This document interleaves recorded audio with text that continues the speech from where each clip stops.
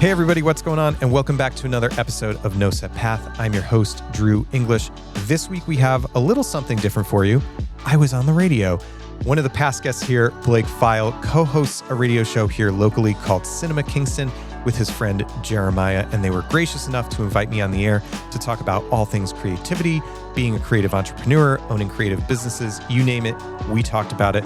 Great conversation, had some laughs, had a really good time. So I wanted to re-air it here on No Set Path to bring it to you, the podcast audience.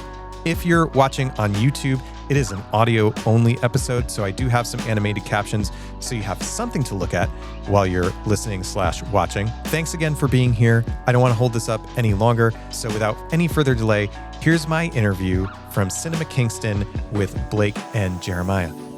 This is exciting because I think this may be the first time that I've had like an actual like creative friend from the city of Kingston come to the show. And so I think we should go ahead and introduce Drew English, who is here today. He's a director of photography, creative director. I'm going to read your bio towards you. So just that's fine. Be prepared. Yeah, that makes sense. Founder of Light and Years Media, where he brings over 15 years of cinematic storytelling to brands and creators across film, commercials, and documentary work. His cinematography has powered national campaigns and projects featured on Netflix, HBO, Disney Plus, and garnered festival recognition. Drew's roster includes signature work for clients such as Adobe, Netflix, Bloomingdale's, Stripe, SiriusXM, Hugo Boss, Facebook, T-Mobile, and Condé Nast. He also owns Upstate Podcast Studio based in Kingston, New York, a space I have gone to and enjoyed. It's true. The time. It supports businesses and creators in producing polished, high-quality podcasts and social media content. As the host of No Set Path, which is a podcast you should 100% go to your phone right now and subscribe to. It's a newsletter and podcast on creativity, career, and craft. Drew shares lessons from his own journey. This music could not be better, while guiding other career creatives towards sustainable, fulfilling paths. From cinematography and directing to consulting and mentorship, Drew's work centers on helping people, and I believe this, and organizations elevate their message while designing a creative life that lasts. Drew, that's quite a bio, and we are so glad that you're here on Cinema Kingston. Thanks for having me. I feel like the bio came in under the word count that the Google form requested, but it seems like it was a lot more words. What is our word count? I think it's like less than 200.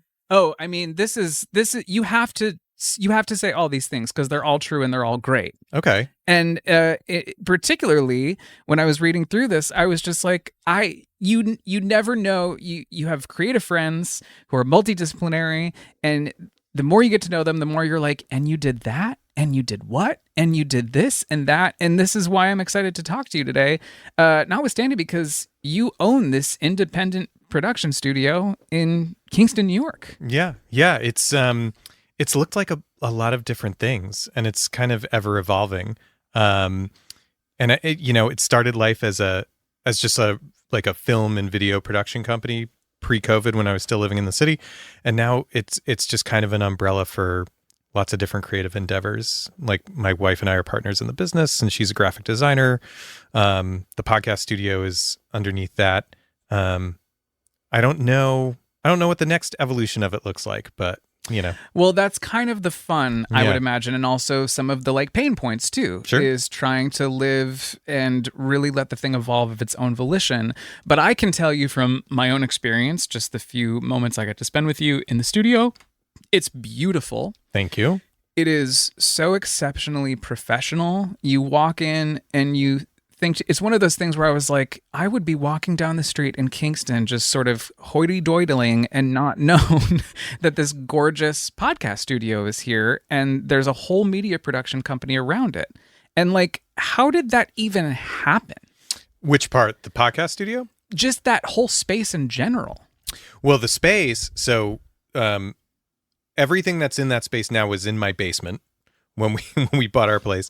And then and I started the podcast studio part of it kind of on a whim. I started doing No Set Path, the podcast, during COVID because I wanted a creative project and couldn't really go anywhere. And I've been an avid consumer of podcasts myself. So it's like, okay, well, I could figure this out.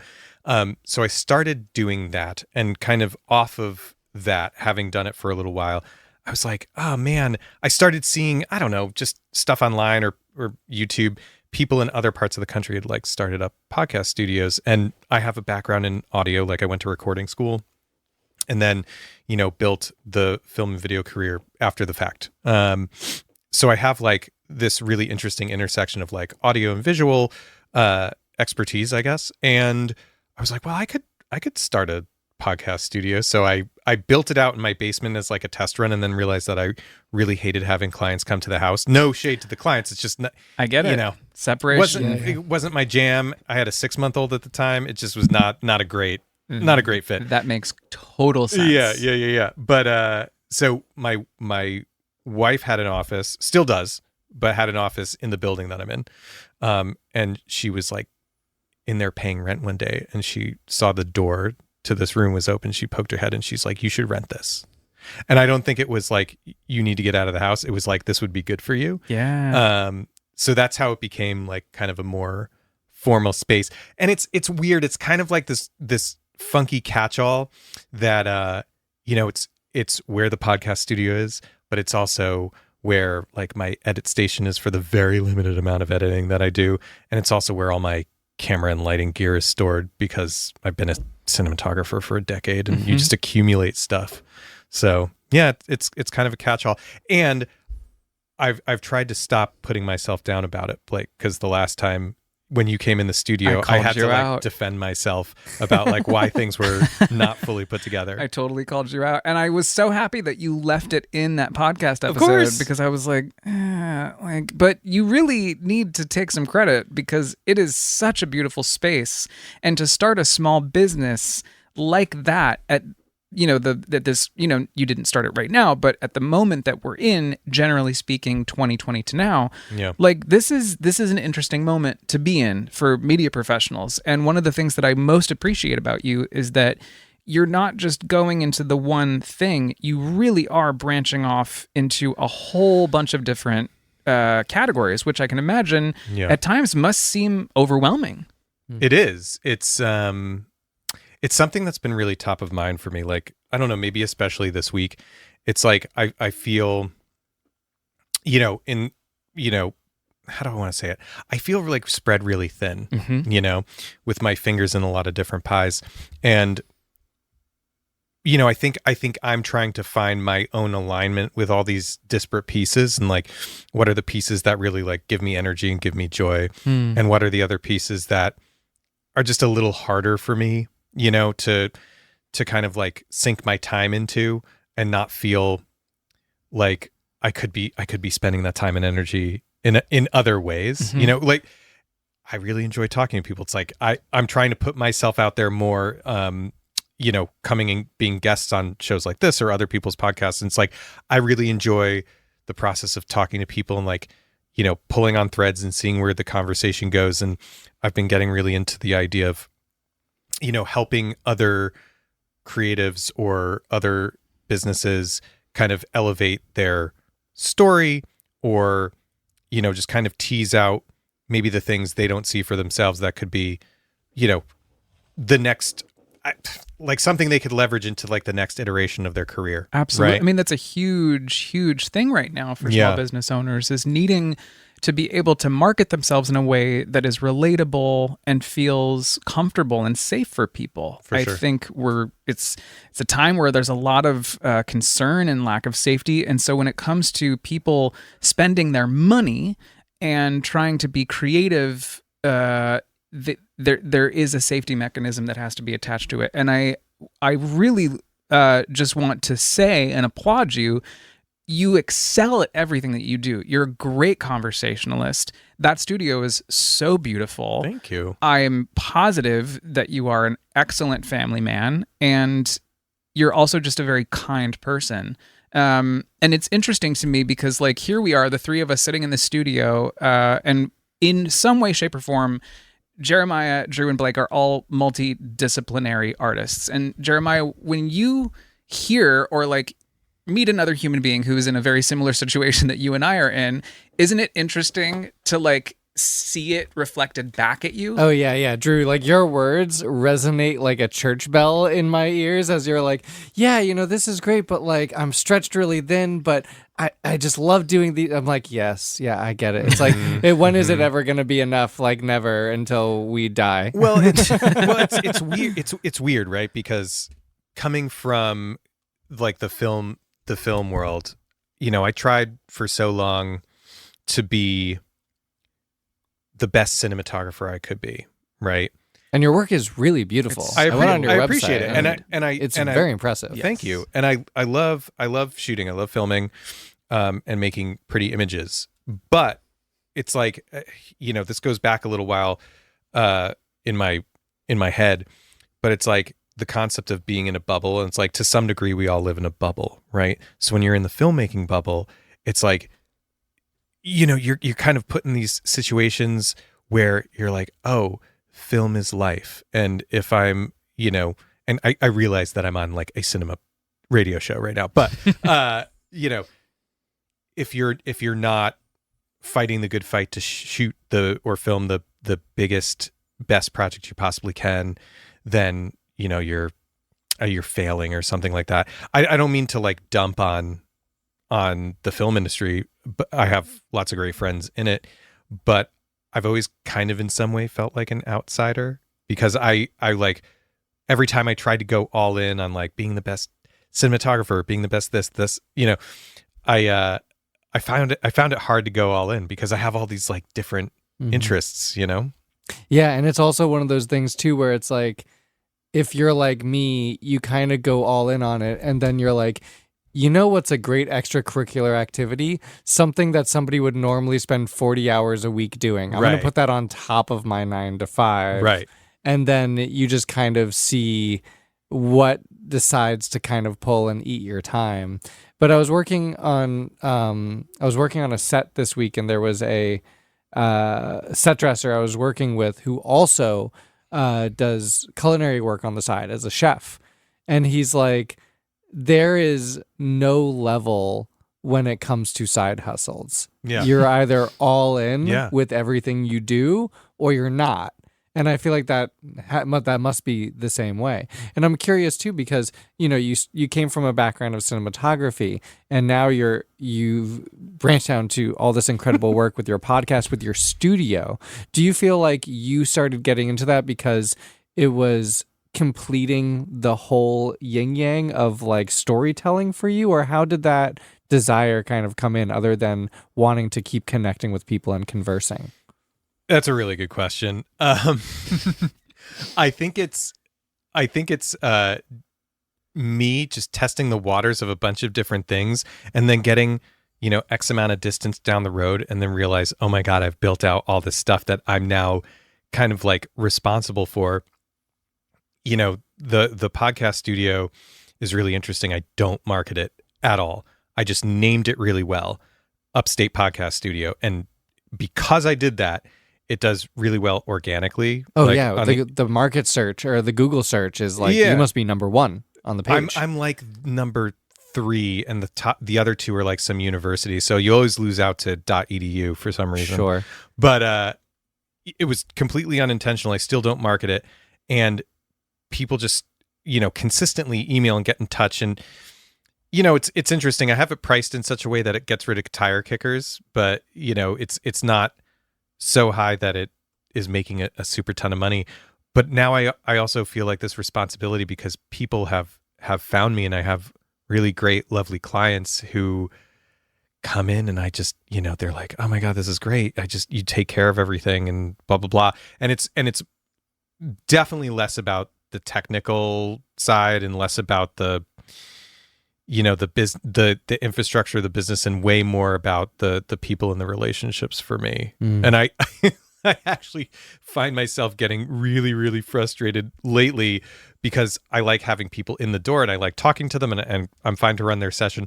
And then if I have to do any editing, I'm just like, ooh, like my battery just drains because it's not where my heart's at anymore, Absolutely. It's one of those things where I really do love editing, but I dread it because I know how tedious and isolating it kind of is. Yeah, I mean, I like editing my own stuff. Like, I should go make more of my own passion work. And like, when you are involved with the making of the thing, from the conception to the creation to the post-production, it's easier for me to get lost in the editing, right? But I'm not a fast editor. I'm like a slow. I'm slow. So I don't make a good editor as far as like paid commercial work goes, because I'm slow as molasses. But you know, for my own projects, that is like one of the only times I really enjoy it. Because I've done my own like documentary pieces where I was the person behind the camera, and I can like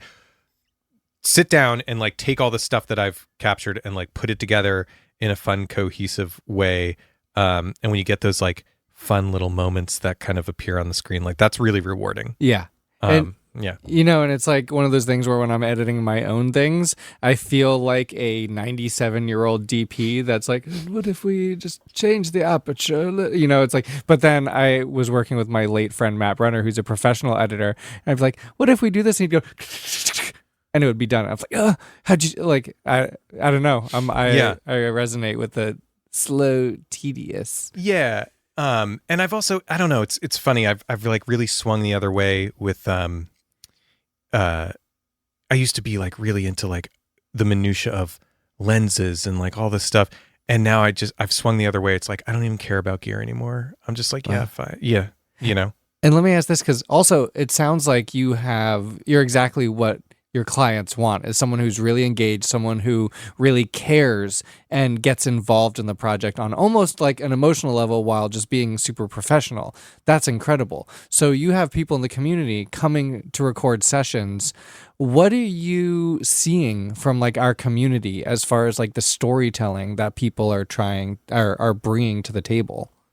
What I'm seeing, well, probably the thing that stands out the most to me, less from like a kind of, to partially answer your question, less from like a storytelling perspective, but more just from a like who's out there perspective. Mm-hmm. First of all, there are so many different creative and interesting people here in the Hudson Valley. It's kind of ridiculous. No joke. I love it. It's kind of ridiculous. Incredible. And we're like a mini mecca. Yes, I know. My whole filmmaking career started and was built in New York City.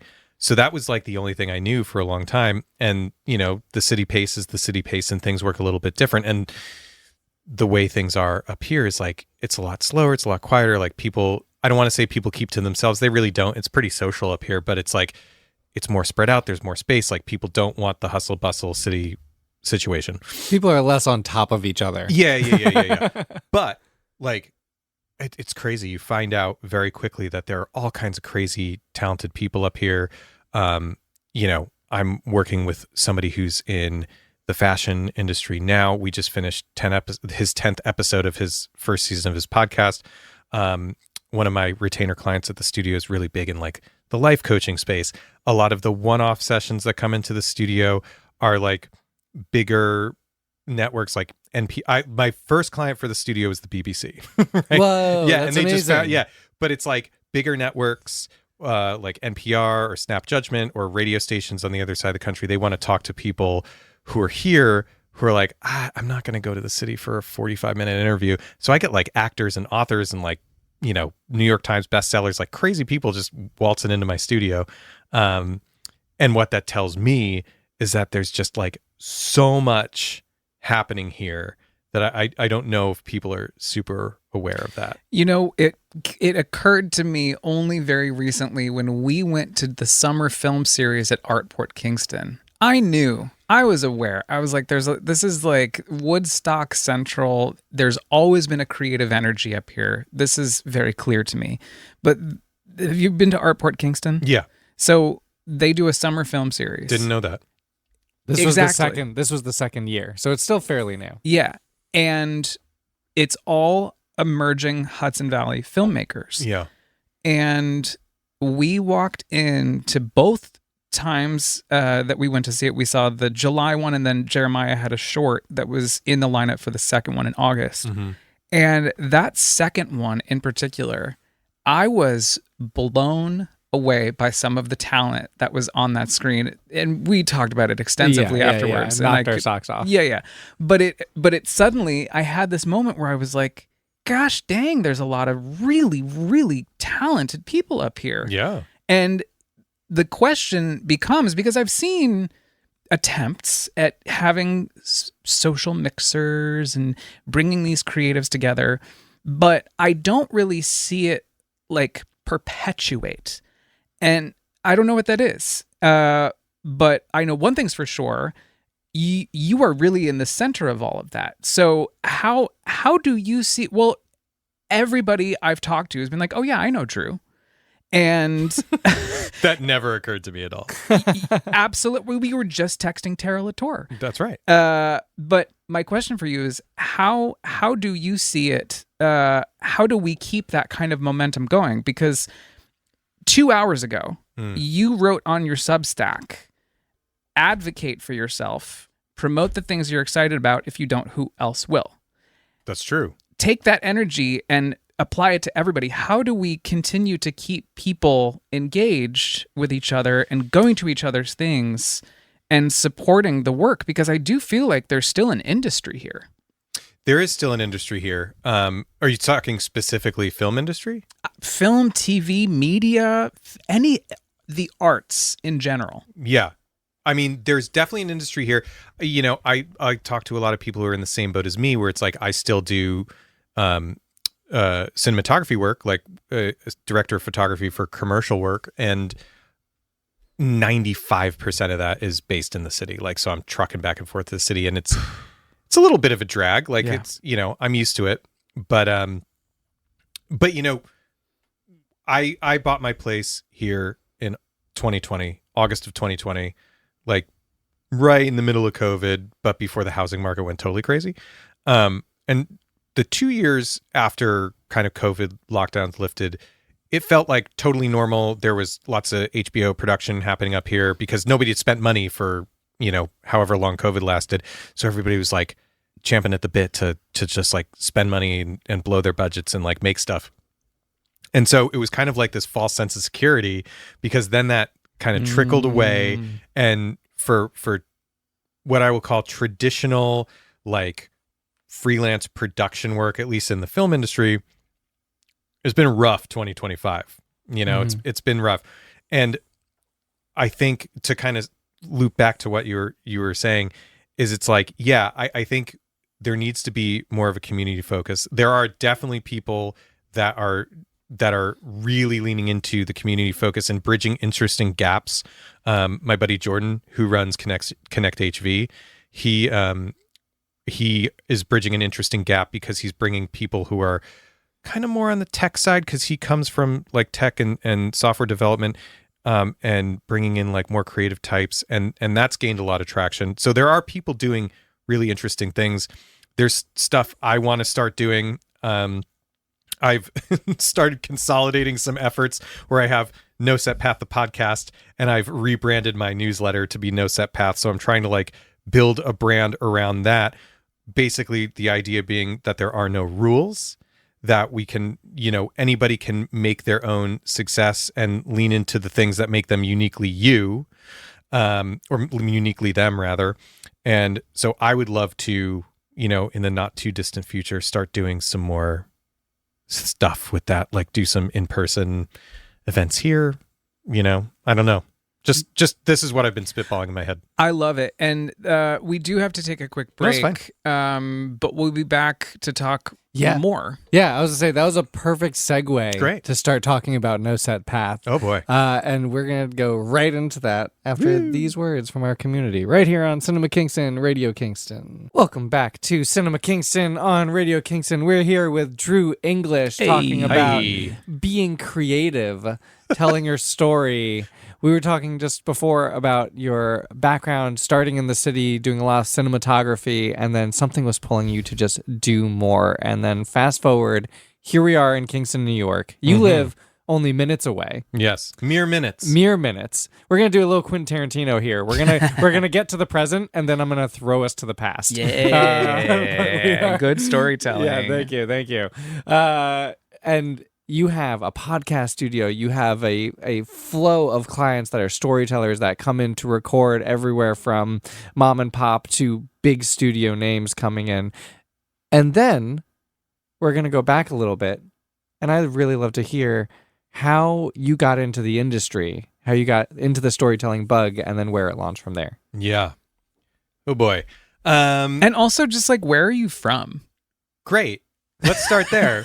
And what is No Set Path? And where do babies come from? Oh my God. Let me write Do you all this. believe in God? Have you ever seen a ghost? Yes. Okay. I grew up in Connecticut. Oh, okay. Yeah.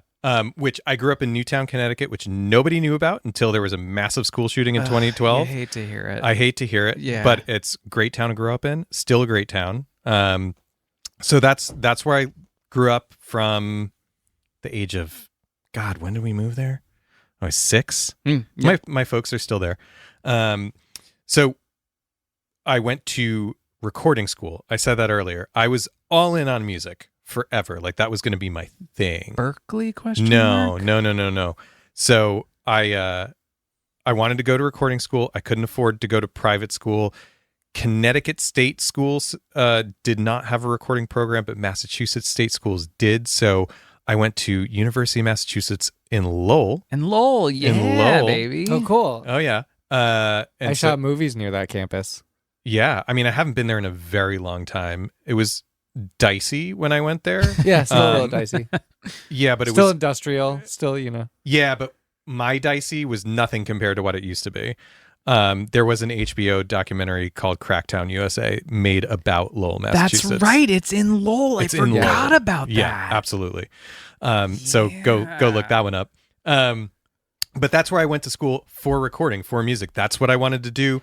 I wanted to like write film scores and produce and write music with and for other artists and do all that stuff. And I did a little bit of that.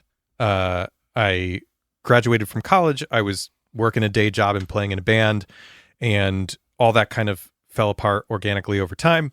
And I wound up in New York City, still focusing on music, and I would get some traction, like a few gigs here and there, some production work, but a lot of it was like writing underscore for ad campaigns. Like I did a bunch of car stuff. Mm-hmm. And I had no idea how to freelance. I had no idea what I was doing. So I would make a bunch of money, make like 15 grand for something and be like, oh my God, so much money, which quickly just disappeared because New York is expensive. And the gaps between jobs were gigantic. So I couldn't really make ends meet with music. I wasn't really sure what to do. I wound up getting a part-time job working at Apple Grand Central, which I met a lot of lovely people. But man, retail's rough. What years was that? Do you remember? I left in 2012 or 13. Okay. So it was like probably 2010 to 2012-ish. I suddenly have an image of you in like an Apple Genius bar.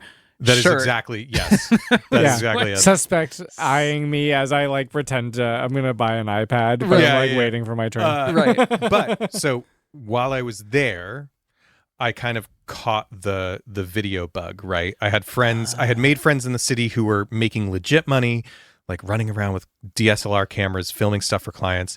And I was like, I could teach myself how to do that. I could figure that out.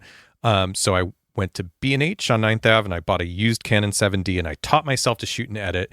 And I passed a few things, 1 or 2 pieces around to people I knew. And those early pieces were directly responsible for me getting hired away from my part-time job at Apple on the promise of a $5,000 summer. It was like 3 months, $5,000. I was going to be an assistant editor. And I was just like, for this big job for Intel. And I'm like, okay, great. Let's take a leap here. And that was me taking a leap into freelance filmmaking. And that was it. I never went back. It just kind of evolved from there. Yeah.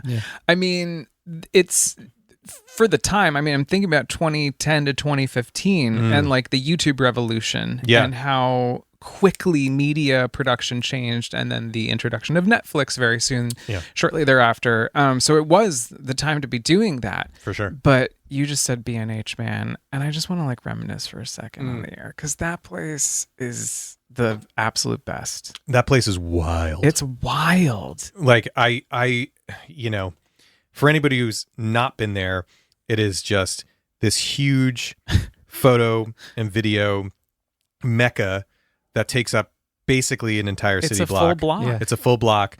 They have bins on like tracks that run across the ceiling, just like shuttling gear to like checkout counters and all this stuff. It looks like inside an airport luggage facility with all of the conveyor belts with luggage going up and down and all over the place. I can't even imagine the amount of money they make in a day. Wild. It's crazy.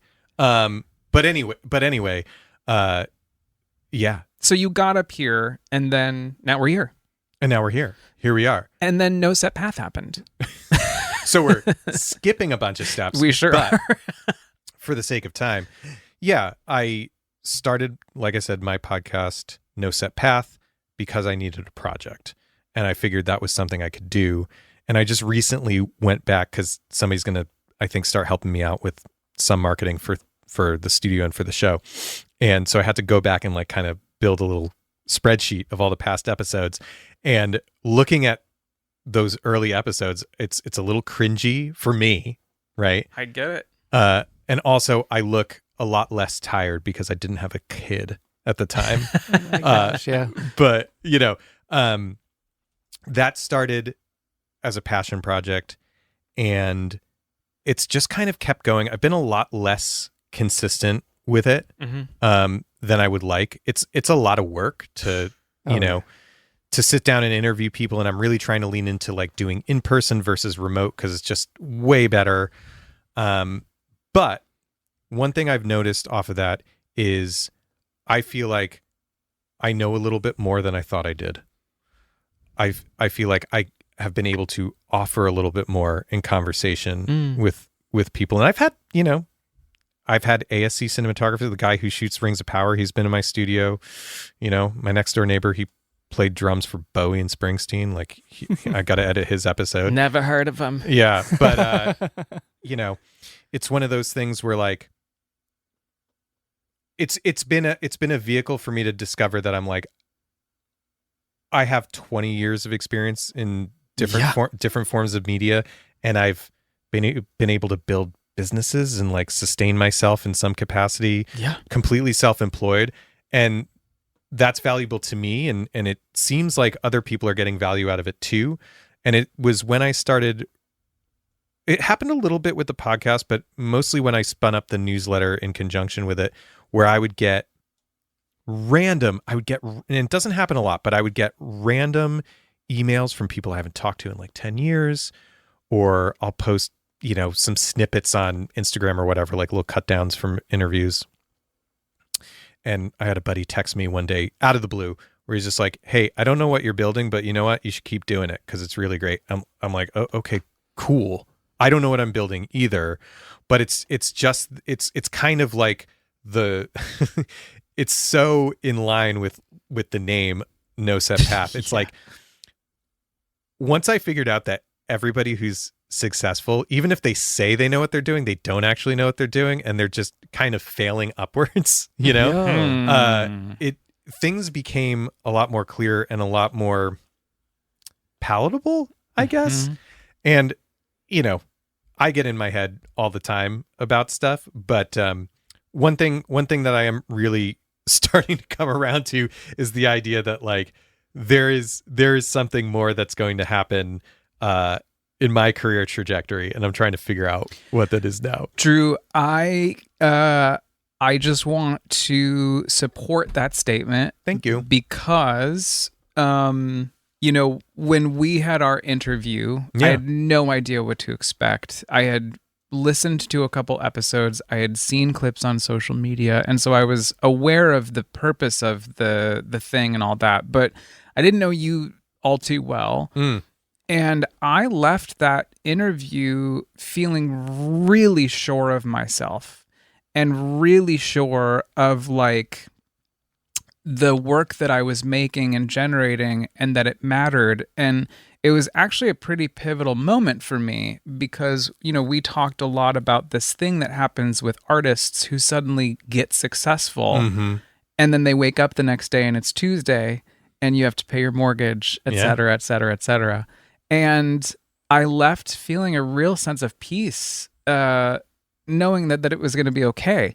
And when I got home, I later that night I spoke to my partner Jake about it, and I was just like, and I said to him, I was like, I don't know exactly what he's doing over there, but it's going to be something that people are going to know about. I love that. So I just want you to know that was something that I said. No, I didn't know any of that. I didn't know any of that. Yeah. And I believe it. And what's really interesting about all of it is like, we're flipped now. The roles are reversed here. Totally. And to see and hear that you and I share the exact same, it's completely different stories. Yeah. But we like all have these demons that constantly hurt us. And I love the show because, I think we talked about this, but I take such issue when I hear these, like you said, experts. Yeah. Who will like get on a stage and tell a room full of budding creatives that they have the answer and this is how you do it. And your show is the antithesis of that. Thank you. Yes. Because the whole point is to like, you should find the answer for yourself. Yes. And somebody can guide you there. But it's just like being in therapy, man. Like therapy is like you find all your own answers. You just have a guide. Totally. It's kind of the same thing. Yeah, I didn't know any of that. That's really cool. Well, it's that because like I often find that when I let people know how an experience was of something that they've done, it almost adds more pressure. But in this instance, I just felt compelled to let you know that. And like it's so pro. It just is. It's a very pro situation that you have going on there. Thank you. So I would love to hear a little bit more about like the moment that the idea sparked for you and like what exactly was it that led you to plant this seed that is now becoming this larger entity called No Set Path. I just wanted to talk to people that maybe it would be, I don't want to say difficult, but it would be weird for me to just say, hey, can we have a conversation? In hindsight, it wouldn't be that weird. But I thought at the time, I'm like, this would be weird for me to randomly reach out to people and say, hey, can we just have a conversation? Can I borrow some of your time for free, and just, shoot the breeze with you about XYZ. But having a podcast that is getting distributed to somebody, just on the internet, that was an interesting vehicle to like get people in the door or on the microphone and just have conversations. I started with people I knew, mostly in film, and it kind of branched out from there.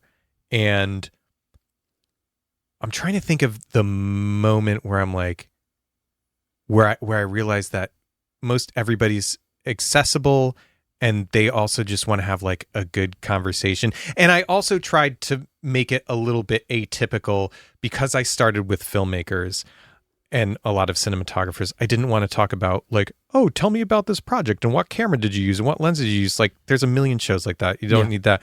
But more like, well, how did you get to here? Mm-hmm. And I've interviewed a few different people that I know from the city. My buddy Zach Cooperstein shot the movie Barbarian, which was like a really big horror hit. We love it here. But I know him as like the guy who came and bailed me out he came on as like an extra camera operator for this like Woodford Reserve thing that I was shooting that I was directing at Condé Nast ages ago. And I like, that's how I know him. Mm-hmm. And then I lost track of him, didn't talk to him for years.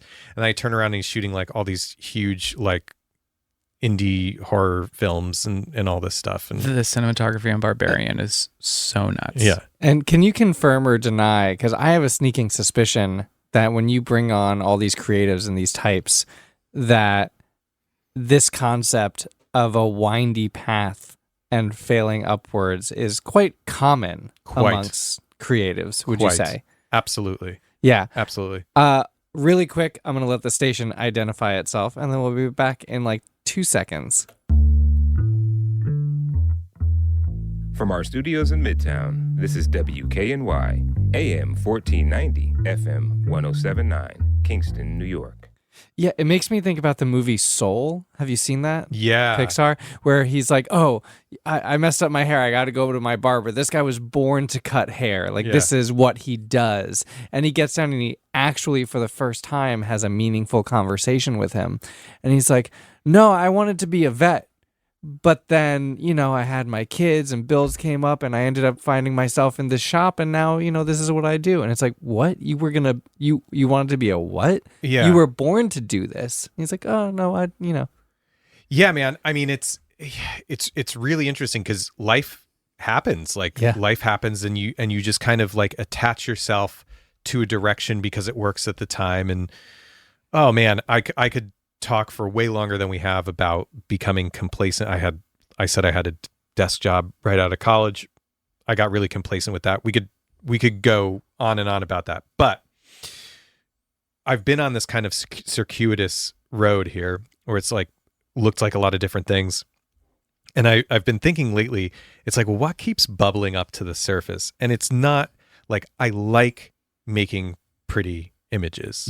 Like I'm good at the tech. I'm not the best, but like I like making pretty images, or I like writing music, or I like doing all these things. Or when I fell in love with movies or film scores, it's like I've been thinking lately, just randomly, not because I was coming here, but just in general, like, well, what is it about all that stuff? And it's not about, the minutia of it. It's like, to me, it's about the emotion and the story, right? And so what keeps bubbling up for me is like stories at the core of all of it, right? And so I love hearing other people's stories and talking to them about it and getting like kind of that peek behind the curtain from what's normally out there, in terms of their road to where they are now, like I do in the podcast. But also it's like I find that I get a lot out of sharing my own stories, and then that brings people in in the newsletter side of things. And I think the point I'm arriving at now is, as long as I can focus my energy around story and like not only for myself, but how other people tell their own stories or leverage their own stories, it's like that feels like an interesting platform for me to kind of move forward with whatever the next iteration or evolution looks like. Because, I've worked in film, but I'm not like a cinephile. I like movies that make me feel a certain way. I like getting lost in a story. Like I should quote unquote be the cinematographer at this stage of the game because I've been doing it so long, where I'm like sitting and watching and like I can like break down the lighting and blah, blah, blah. It's like, I don't care. I don't care about any of that. It's like, I want to get lost in the story. Yeah. And also too, it's like the big question in life that I think is, what keeps you hungry for more? Yeah. What is the thing where there's never going to be enough? You just have to keep chasing it and going for it. And for you, it sounds like it's storytelling and listening to not only just your own telling of stories, but consuming and learning and hearing and watching other people's. Yeah, but storytelling doesn't have to just be like, this is where people build themselves into boxes. And it would be easy for me to say, it's like, oh, for storytelling, it's like, yeah, so I should be like directing or writing screenplays, but that's not it. It's storytelling can look like so many different things. Totally. And it's all about, I don't love spending a ton of time on social media. I don't really spend a ton of time on social media, but I have a bunch of friends who like work in it or who like work adjacently to it. It not in a creative field, like people I've met through like coaching programs or whatever, that they like run, agencies or whatever. And they're all like, it's weird how it all just is kind of coalescing at this moment to like storytelling. Like everybody's leaning into storytelling, and there's a reason for it, is because that's what like humans gravitate to, That's what we're like, built for. Yeah. Nobody, like really at the core, it's like nobody cares about the tech you have. Like nobody cares about your iPhone technically, you know, but they care about the story that Apple built around it to like make it what it is, you know? It is really interesting. I worked at a tech startup for 3 years in New York City right before I moved up here. And I watched, you know, I was immersed in the world, so I just watched other tech startups, and I started seeing that word storytelling really becoming a buzzword that these places were using. And so it's just interesting to hear that because, like, this is what we do. This tonight is a story that we can tell people now. Like, I went to a studio, I saw a really great kitchen sink, and like the kitchen upstairs is very nice. It's a story. Yeah. That kitchen is a story. Yeah. Drew, really quickly, we ask our guests a list of questions. Yes. And a couple of these questions, the biggest one I just want to talk about is a movie that brings you back to your childhood. And you not only answered that, but you dressed the part. I'm wearing the t-shirt. It's the Goonies. The Goonies. And I don't know if I told you this. My mom lived in Astoria, Oregon for like 7 months. Oh, okay. Which is where they shot the Goonies. I've been there. It's the coolest town. I have a very weird, it's not super weird, but a few years ago, before marriage, before kids, any of that stuff, my now wife and I, we did kind of a Pacific Northwest tour. We flew into Seattle, spent a couple days there, drove out to the Olympic Peninsula, drove into Oregon on the coast, and the first town you hit is Astoria. It's right on the bridge. And I had a full nerd out. The day we were there, I was like, wait a minute, the jail is here with the Fratelli's truck parked out front. Like I had a full nerd out. But if you go to like where Mikey's house is, the whole street is lined, whoever owns it now, on the street, they have all these signs that say no Goonies parking. Check it out. That's no longer the case. No way. I just learned this like 3 days ago. Yeah.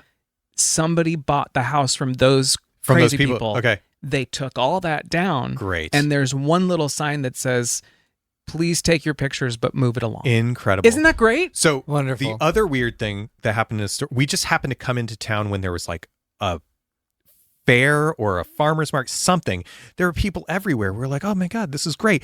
And 3:00 in the afternoon hit, and it turned into a ghost town. Yes. Like no one on the street. Yes. Like that. It was crazy. It's kind of like here in some ways. Because there have been times where I've been in Uptown Kingston and it's like 4:30 on a Thursday, and I'm like, where the hell is everybody? Like, what's going on? And then, you know, Canon Beach, I would imagine you also we did go to Canon Beach, yeah. It's such a beautiful place, but I want to hear about your connection with the movie. So it's just one of those things. It was always on TV. Yeah. When I was growing up, it was when TV edits were really horrible, so they would just dub. They would like it was at the point in time where you couldn't say the word God on TV. So every time they said "Oh my God" in the movie, they would overdub "gosh," but the mouths never matched. Oh yeah, you couldn't say God on TV. I mean, I don't know. I just remember I had a VHS tape, like where my parents taped the broadcast of it. That's wild. This is what I remember. Yeah. But anyway. It's like that movie was just always on, and it was like a movie about kids, and I was a kid, and like having this adventure where it's, you know, pirates and treasure and all this stuff and blah, blah, blah. But what's crazy is that as I've gotten older and I've grown up, is now that has become nostalgia, and all the people my age, you know, because I'm now officially in my mid-40s, which is crazy. Hey. But, you know, now all that is like, kind of popping up again where it's like, oh, these movies unintentionally became like the soundtrack to our youth or the story about our youth. And there's something, for me, that movie was really magical because it was on a side of the country that looked completely unfamiliar to me. So it was like totally different landscape, kids having this like crazy adventure, like it felt very life or death, but it felt like anything was possible. Yeah. And that's really what it was. It felt like anything was possible, right? And now fast forward all these years, yeah, there's the nostalgia factor, but it's so cool to be able to see people like Josh Brolin, who now, I mean, he's a huge star, but at the time that was his first movie. Yeah. And I like when his memoir came out, I I bought it. I had a gift card at Rough Draft, and I totally bought that book on the gift card. Yeah. And then sat there the same day I got it and proceeded to read like probably a third of the memoir. And it's, as a side note, a very cool way to do a memoir. If you have an opportunity to read it, you should read it. But Goonies stuff pops up here and there in the book, and it's just so cool to see like down the road how like that not only influenced culture but also influenced the people who were involved in it. You know, I don't know. It just feels like a moment. That movie totally feels like a moment. And even today, I ran into a friend and her partner walking their dogs on the street, and the first thing he said to me was like, "Great shirt." And people stop me every time I wear the shirt. They're like, "Great shirt." It's one of those things that, like, you know, we're hearing about the Gen Zers really taking on millennial culture at the moment. And I mean, just the other day, I watched a video on YouTube. Somebody went to Urban Outfitters and was like recording all of the clothes that are in Urban Outfitters right now. And they're all like 2002 to 2006, like Britney Spears, Christina Aguilera, just like bad fashion, but the kids are all gunning for it. Yeah. Which is it's just that amazing cycle thing. And Goonies is something that's popping up a lot for that particular generation. Yeah. And it is universal. I love the description you just had of it. That's like, it is a very strange landscape that most of us aren't familiar with. You have to be there to really like understand that what you see in the Goonies, that sort of magic, mystical landscape is very real. Well, yeah, it's also a perfect example, and whether you think the music is cheesy or not, it is a perfect example of like when they find the map in the attic and you hear that little like arpeggio, the major 7 arpeggio going down, you're like, oh my God, something's happening. Something's happening. And then they pull up them, and then I still remember this. When I realized this, I was like, oh my God, movies are brilliant.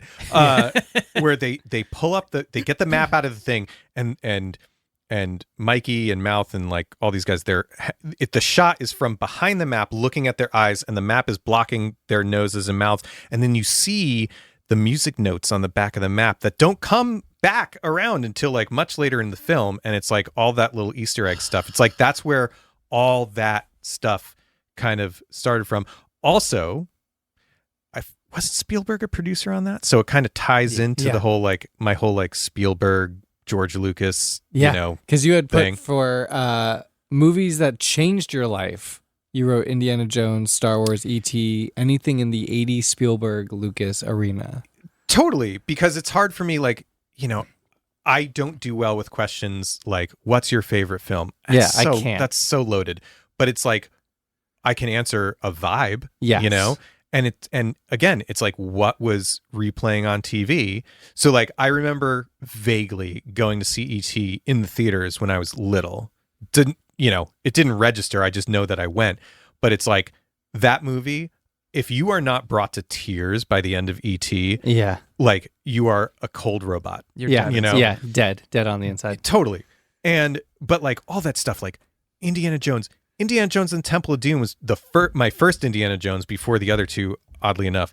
But like, they're so fun and they're so adventurous, and they're just like burned into my brain as like, I guess it was a really advantageous time to be a kid, because I got, at least in like rerun culture, you got the best. You got the best. Yeah. And that stuff got burned into your brain. Totally. He's like the most like accessible filmmaker, so because accessible. You could be 7 or 97 and you're going to love Jurassic Park. You're going to love E.T. 100%. But now if you go back like and look at any, like even having been in filmmaking for so long, you go and look at like how they're introducing characters or setting up stories, you're like, oh my God, this is brilliant. It's brilliant. And you don't see it. That's how smart it is. It's like, you don't see it. It just is. Well, you know? Speaking of Josh Brolin, we had a whole show a couple weeks ago. Have you seen Weapons? No. Oh, Drew. I know. Get out. I'm just going to throw it out there. It's returning to the big screen Weapons at Upstate Films for one day. No way. For real? For real. I just got the email newsletter. I think it's like October 2nd or 3rd. It's like tomorrow or the next day. Here's what I know about Weapons. One day it wasn't a thing, and then the next day, every single filmmaker that I'm connected with on Instagram was like weapons. It was like a whole day. I've seen that. it 4 times. Great. So you must like it. I hate it. So bad. Drew, it's been so nice to chat with you, and thank you for coming in. Where can folks find you and Light and Years and No Set Path? Oh my goodness. Okay. So I'm going to correct you on something. It's Lights and Years. Thank you. You're welcome.